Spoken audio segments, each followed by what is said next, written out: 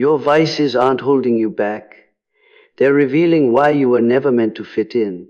What we often call vices are rarely random or meaningless behaviors. They don't appear out of nowhere, and they don't persist because you are weak, immoral, or incapable of discipline. They exist because something inside you is asking to be acknowledged.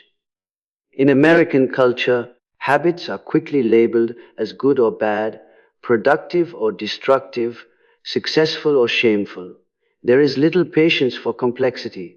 If something interferes with efficiency, focus, or public image, it is condemned. But this surface level judgment ignores a deeper truth: every repeated behavior carries information. From a young age, many people in the United States are taught to perform rather than to understand themselves. You're rewarded for results, not for self-awareness. You're encouraged to push through discomfort, suppress emotions, and stay strong, even when something inside you is quietly unraveling. Over time, that inner pressure has to go somewhere. When needs are ignored and talents are suppressed, the energy doesn't disappear, it looks for an outlet. And when there is no healthy channel, it turns into habits that provide temporary relief. What society calls a bad habit is often a coping strategy that once worked. It may no longer serve you, but at one point, it helped you survive. It helped you regulate stress, numb emotional overload, or escape an environment that didn't allow you to be fully yourself. That's not failure. That's adaptation. The problem isn't that you developed the habit. The problem is that no one taught you how to read the message behind it.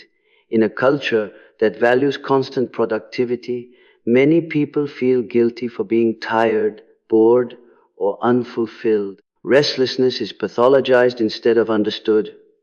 If you can't sit still, focus endlessly, or feel satisfied with routine, you're told something is wrong with you. But what if that restlessness is not a defect, but a signal? What if it's pointing to unused potential, creative energy, or a life that feels too small for who you are becoming? Many vices are born from intensity. People who feel deeply experience the world at a higher volume. They absorb more emotional data, process more internal stimulation, and often struggle in environments designed for emotional neutrality.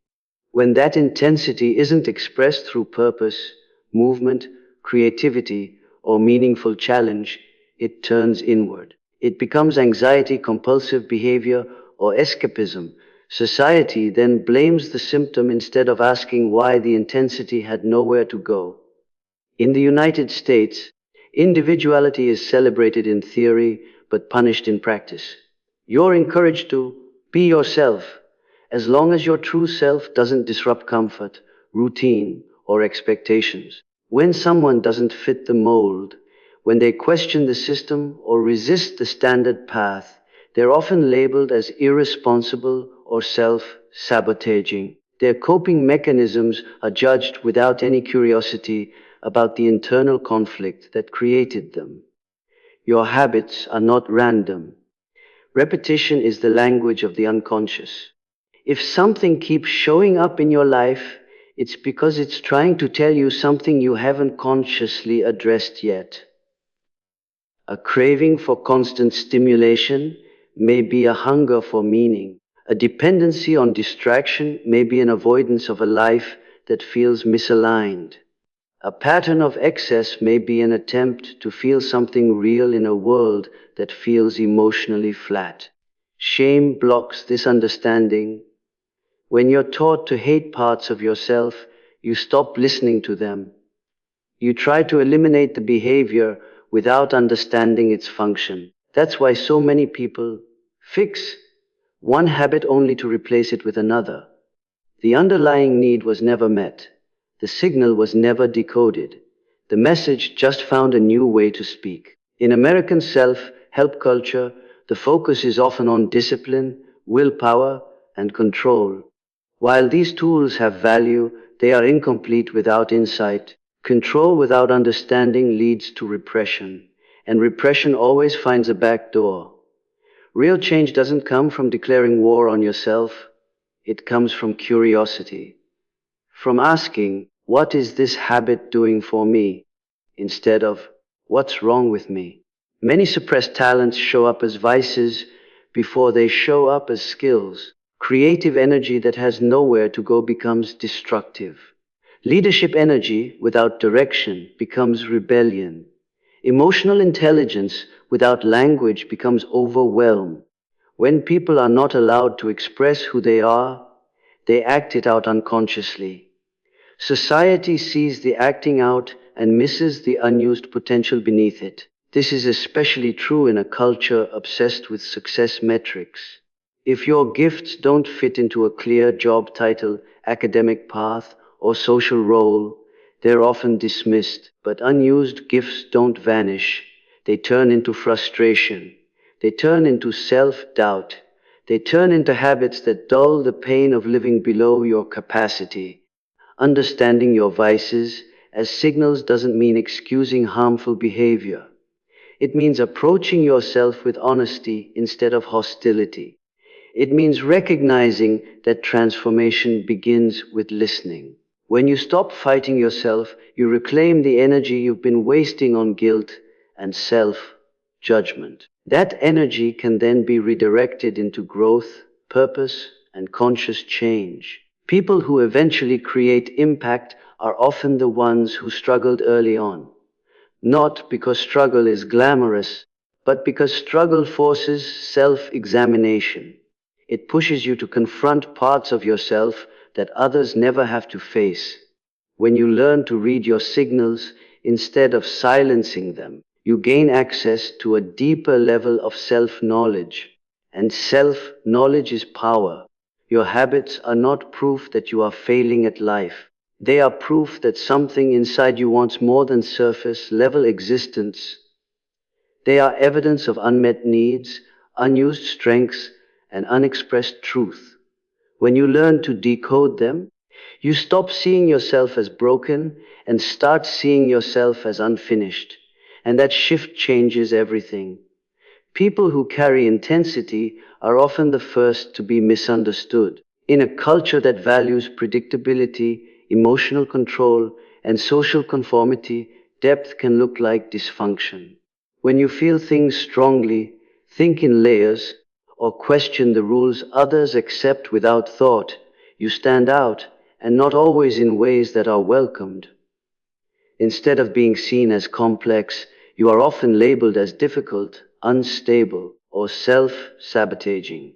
Yet what is truly happening is not a lack of control, but an excess of inner energy that has never been properly guided.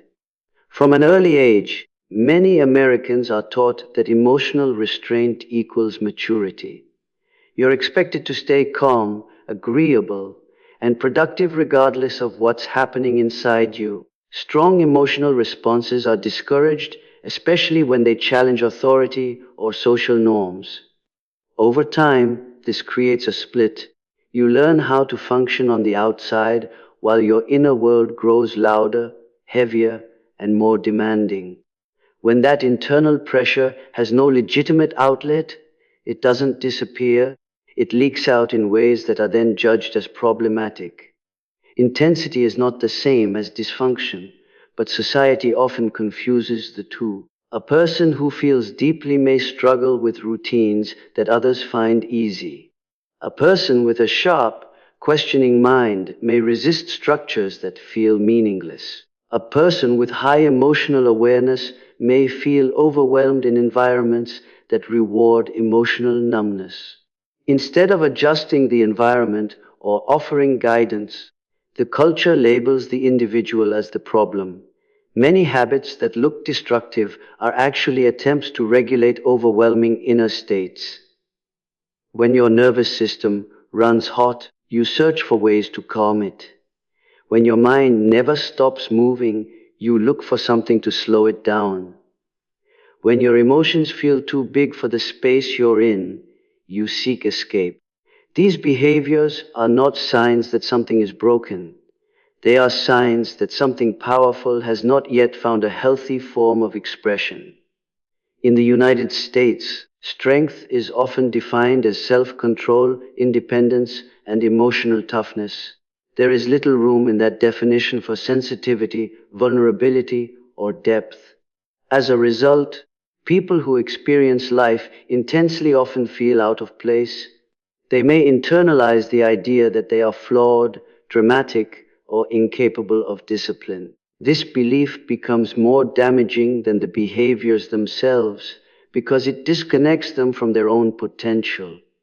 What goes unrecognized is that intensity, when understood and integrated, becomes a strength. The same emotional depth that causes pain can become empathy. The same mental restlessness that creates anxiety can become innovation. The same passion that feels overwhelming can become leadership. But without guidance, intensity turns inward and works against you. With awareness, it becomes fuel. Society tends to reward those who fit neatly into existing systems, not those who feel called to challenge or reshape them. As a result, people with unconventional wiring often struggle early in life. They may feel bored, frustrated, or trapped by expectations that don't align with who they are. Their reactions to this mismatch are then labeled as immaturity or irresponsibility, rather than as signals that the system itself may not be designed for them. The tragedy is not that intense people struggle. The tragedy is that they are taught to suppress what makes them powerful instead of learning how to use it. When you spend years trying to quiet your depth, you lose touch with your intuition. You stop trusting your feelings. You begin to see your inner world as an enemy instead of a source of insight. Understanding that intensity is often mistaken for dysfunction allows you to reframe your story. You stop asking, "What's wrong with me?" and start asking, "What is this energy trying to become?" That shift changes how you relate to yourself. Instead of fighting your nature, you begin learning how to work with it. People who are capable of creating change are rarely comfortable in rigid systems. They are the ones who feel friction where others feel security. That friction is not a flaw, it's a sign of awareness. When you recognize that your intensity is not something to eliminate, but something to understand, you take the first step toward turning what once felt like a burden into a source of strength. Struggle is often interpreted as weakness, especially in a culture that celebrates confidence, certainty, and outward success. In the United States, you are encouraged to present a polished version of yourself, to appear capable and in control at all times. When someone wrestles internally, doubts themselves, or experiences repeated setbacks, the assumption is that they lack discipline, resilience, or mental strength. But this interpretation misses a deeper reality. Many people who struggle the most are not broken, they are simply wired in a way that demands more meaning, more alignment, and more depth than the average path provides. People who are wired differently tend to experience internal conflict because they don't move through life on autopilot. They question what others accept. They feel discomfort where others feel complacency. Their minds and emotions are constantly processing, evaluating, and searching for coherence. That level of inner activity can feel exhausting, especially in a society that rewards simplicity and surface level engagement. Struggle in this context is not a sign of incapacity. It is the friction created when depth meets a shallow framework. Many individuals with this kind of wiring excel at self reflection but suffer from self doubt. They are highly aware of their inner contradictions, which makes them appear uncertain or unstable from the outside. Yet this awareness is the foundation of growth. You cannot evolve without confronting complexity. People who rarely struggle often do so because they avoid questioning themselves, not because they are stronger. When your nervous system is more sensitive, you register stress, injustice, and misalignment more quickly. What others can ignore or tolerate for years may feel unbearable to you. This sensitivity is often misdiagnosed as fragility, but it is actually a form of responsiveness. It means your internal system is alert. It notices when something is off. The struggle arises not from weakness, but from trying to function in environments that don't match your internal standards. In American culture, success is often linear: set a goal, work hard, achieve it. But people who are wired differently rarely experience life in straight lines. Their growth is cyclical. They go through periods of confusion, collapse, insight, and renewal. This pattern can look like inconsistency or failure to those who don't understand it. Yet this nonlinear process is where depth, creativity, and wisdom are formed. Struggle also tends to appear in people who carry strong values.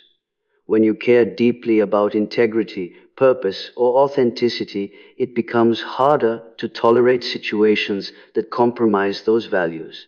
This creates internal tension. You may feel torn between fitting in and staying true to yourself. That tension is exhausting, but it is also evidence of a strong inner compass. Those who lack that compass rarely struggle because they simply adapt to whatever environment they're placed in. Another reason struggle is misunderstood is that it is invisible. People see the outcomes, not the internal labor. They see the hesitation, the change in direction, the periods of withdrawal, but they don't see the thinking, feeling, and self-examination happening beneath the surface. Struggle is often the price of awareness. The more conscious you become, the harder it is to live unconsciously. When you believe your struggle means you are weak, you begin to resist it. You try to force yourself into roles, routines, and identities that don't fit. This creates even more friction. But when you understand that struggle may be the result of being wired differently, you stop fighting your nature. You begin to work with it. You allow yourself to learn through experience rather than through comparison. Many of the individuals who eventually lead, innovate, or create lasting impact spent years feeling lost or behind. Their struggle was not a detour, it was preparation. It taught them discernment, empathy, and resilience on a deeper level. What looks like instability early on often becomes adaptability later. Struggle does not disqualify you from success or fulfillment. It reveals that you are engaged in the process of becoming. Those who are wired differently are not meant to move fast and fit in. They are meant to move consciously and carve paths that didn't exist before. Shame is one of the most powerful forces shaping human behavior, yet it is rarely questioned. In a society that constantly measures worth through achievement, appearance, and control, shame becomes the default response to anything that falls outside the norm. When you struggle, when you fall short, or when parts of you don't align with cultural expectations, the message is subtle but constant: something is wrong with you. Over time, this belief does far more damage than the behavior it targets. Shame doesn't correct behavior, it conceals it. When you feel ashamed of your habits, emotions, or thoughts, you don't become more honest, you become more secretive. You hide parts of yourself, not just from others, but from your own awareness. This is why shame keeps people stuck. It creates an internal environment where growth cannot occur, because growth requires visibility. You cannot change what you refuse to look at. In American culture, self-improvement is often framed as self-criticism. You're told to push harder, be better, and fix what's broken. While accountability is important, relentless self-judgment creates internal resistance. Instead of partnering with yourself, you turn against yourself. This internal conflict drains energy, clarity, and motivation. The more you shame yourself, the less access you have to the insight needed for real change. awareness works differently. When you observe yourself without condemnation, patterns become clearer. You start noticing not just what you do, but when and why you do it. You see the emotional states, environments, and beliefs that precede your behaviors. This kind of awareness is not passive, it is transformative. It allows you to interrupt unconscious patterns and make conscious choices. Many people in the United States are uncomfortable with self observation because they fear what they might find. They assume that looking honestly at themselves will confirm their worst fears. But awareness doesn't judge, it informs. It shows you the function of your behaviors, the needs beneath them, and the moments where you lose alignment. This information is what creates power. Without it, change is based on force. With it, change is based on understanding. Shame narrows your identity. It convinces you that you are your worst moments, your weakest habits, or your past mistakes. Awareness expands identity. It reminds you that behaviors are something you experience, not something you are. This distinction is crucial. When you stop identifying with your flaws, you stop defending them. You become free to evolve. Real growth begins when curiosity replaces condemnation. When you ask, "What is this trying to teach me?" instead of, "Why am I like this?" your relationship with yourself shifts.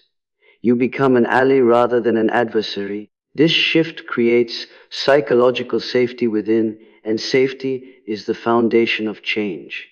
People do not transform in environments of hostility, even when that hostility comes from their own mind. In a culture that rewards appearances, many people become experts at managing how they look rather than understanding how they function. Awareness cuts through this performance. It brings you back into contact with your actual experience. From that place, change becomes sustainable because it is rooted in truth rather than pressure. When shame loses its grip, energy returns. The mental space once occupied by guilt and self-attack becomes available for insight, creativity, and action. This is why awareness unlocks power. It reconnects you to your inner resources. It allows you to respond rather than react. The moment you stop shaming yourself for struggling and start observing yourself with honesty, you move from being trapped in a pattern to being in a process. And a process, unlike a label, can lead somewhere new. What many people try to eliminate in themselves is often the very source of their power. The parts of you that feel chaotic, excessive, or difficult are not empty flaws, they are reservoirs of energy.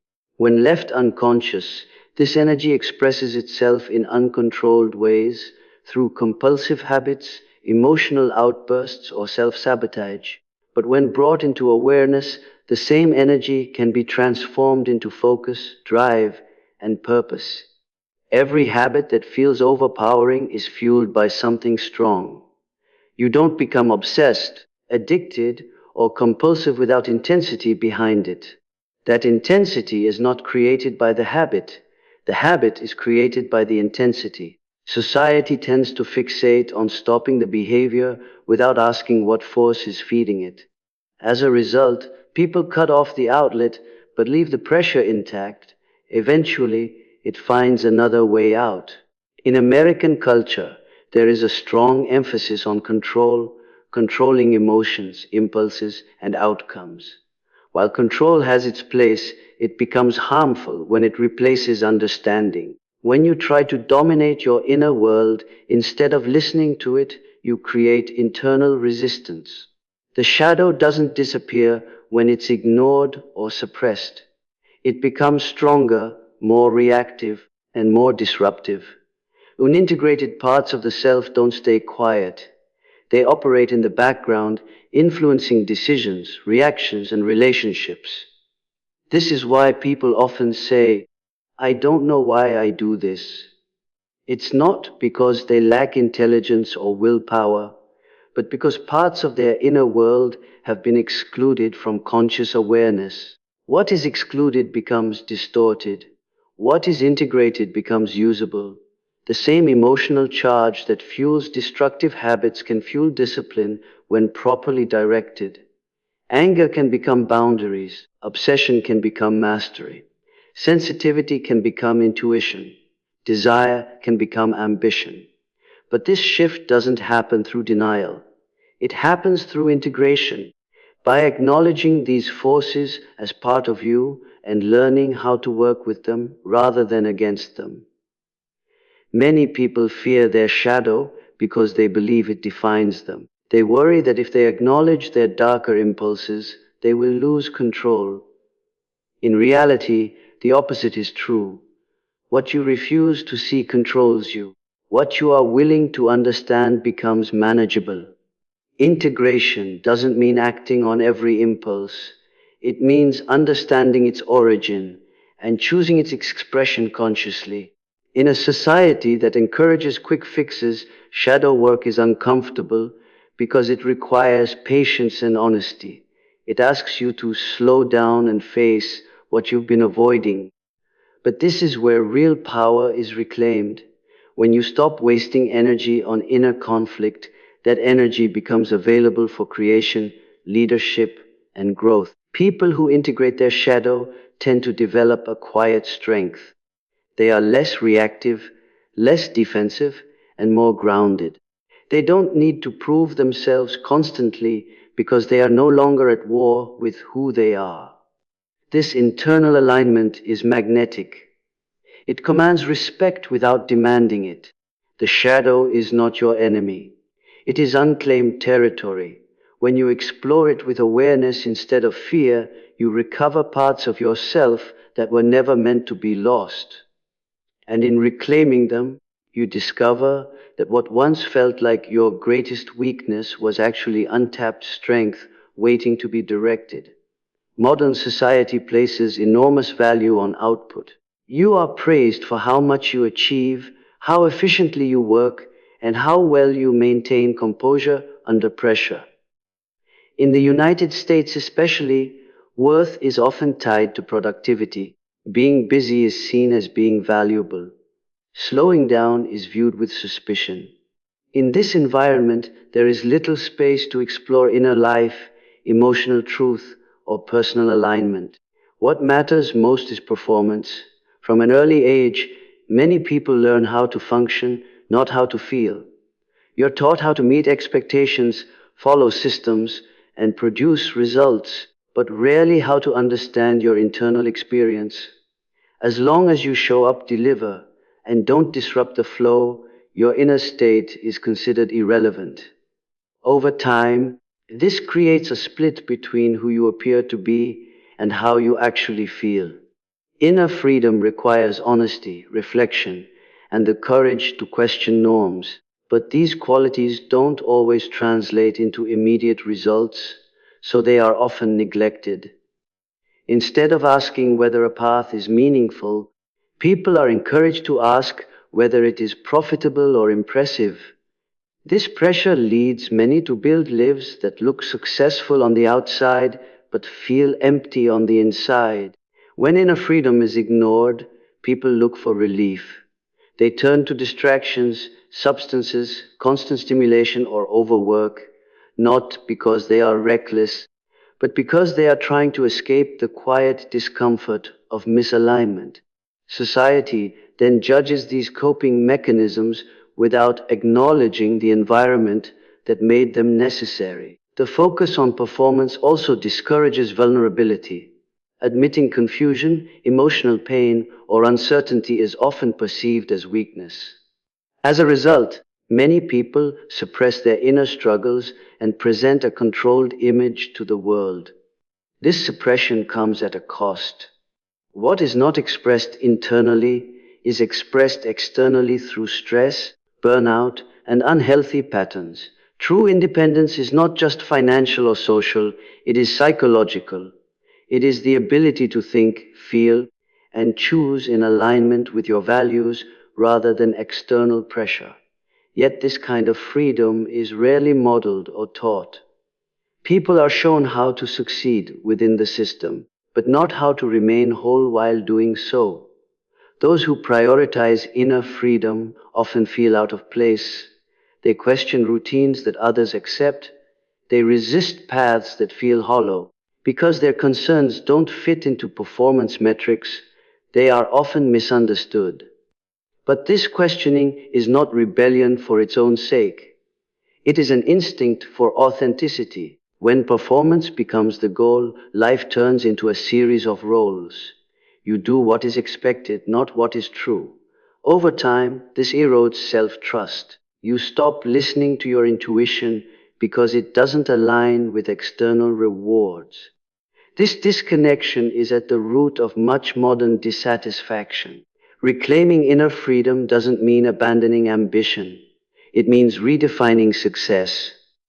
It means allowing your inner world to inform your outer actions. When inner alignment guides performance, work becomes meaningful instead of draining. Effort feels purposeful rather than forced. A society that values performance over inner freedom produces efficient people, but not fulfilled ones. Those who dare to reverse that order, who choose awareness before achievement, often find themselves walking a different path. But it is on this path that real satisfaction, resilience, and clarity are built. Being different is often treated as a liability long before it is recognized as a calling. In a culture that emphasizes fitting in, following proven paths, and meeting established standards, deviation is viewed with suspicion. When you don't think, feel, or move through life the way most people do, the assumption is that something needs to be corrected. You are encouraged to adjust, tone it down, or become more realistic. Over time, this message can lead you to believe that your uniqueness is a defect rather than a direction. Many people spend years trying to smooth out the very traits that set them apart. They learn to hide their curiosity, silence their intuition, and suppress their questions in order to belong. This adaptation may bring temporary acceptance, but it comes at the cost of authenticity. The more you deny your natural inclinations, the more disconnected you become from yourself. What begins as a desire to fit in often turns into a quiet sense of emptiness. Those who feel called to something different often experience early confusion. They may feel out of sync with traditional milestones, uninterested in conventional definitions of success, or dissatisfied with paths that others embrace easily. This confusion is not a sign of failure, it is part of orientation. When you are not meant to follow the map, you will feel lost trying to use it. People who carry a sense of calling often struggle precisely because they refuse to live unconsciously. They sense that their life is meant to contribute something meaningful, even if they can't yet name it. This sensitivity makes it difficult to settle for routines that lack purpose. While others may find comfort in predictability, they feel constrained by it. Society tends to reward those who maintain the status quo, not those who challenge it. As a result, people with original perspectives often feel pressure to conform or stay quiet. But history shows that progress comes from individuals who were once considered too intense, too idealistic, or too disruptive.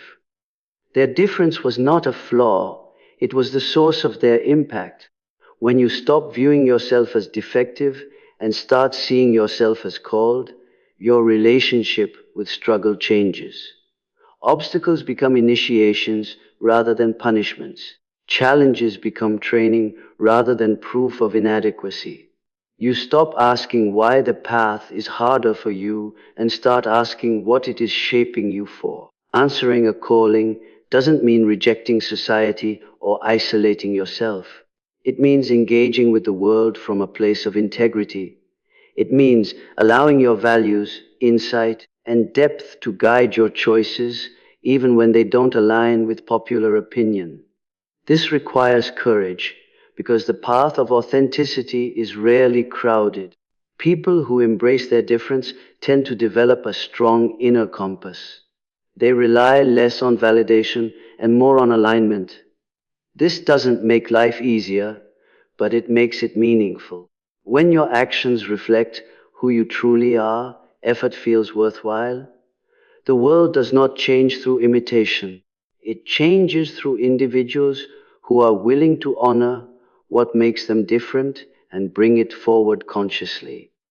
When you stop trying to become acceptable and start becoming authentic, you step into the role you were meant to play. Different was never a defect. It was always an invitation.